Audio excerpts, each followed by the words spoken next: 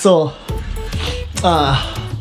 magandang hapon and it's January for today and first time ko pong magluto ng barbecue ngayong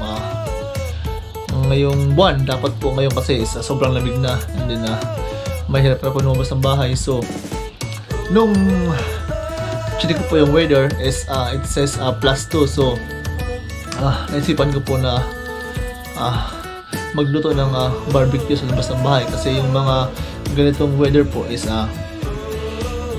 bibihira lang po mangyari. Since 2012 po nung dumating po ako dito, ngayon lang po ako nakapagluto ng barbecue sa buwan ng January. So ang buwan po kasi ng January hanggang February, March is din po yung buwan na nagma-30, sometimes po maabot na -40 yung lamig po dito po sa amin. So yeah, so ngayon po is +2 and napakaganda po ng weather and then I decided po na cook barbecue. Yeah, so right now I'm going to cook barbecue. So yeah, nagsisindi lang po ako ng uling para po magbaga siya and then tutukin po natin yung ating barbecue together. So let's do it.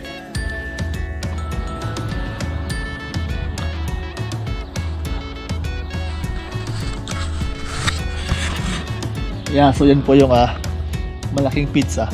Yeah, so we're going to eat pizza.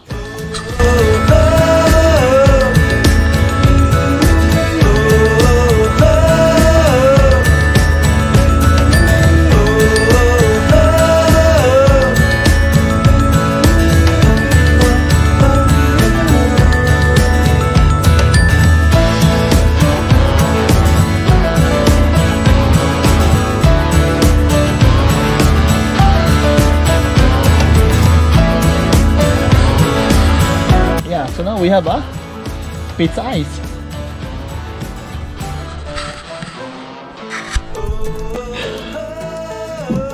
Okay, so ang reason po kung bakit po nakababad po ito sa tubig is yung stick po natin is ayaw po natin na masunog po kagad yung stick pagka nalagay po natin siya sa ating barbecue. So ginagawa po namin is nakababad muna po siya sa tubig bago po namin tuhugin ating barbecue. So let's start.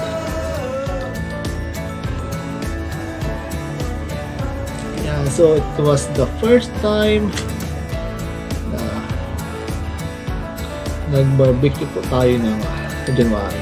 So, after 8 years ngayon po tayo nakagawa ng ganito po sa labas ng bahay. So why not?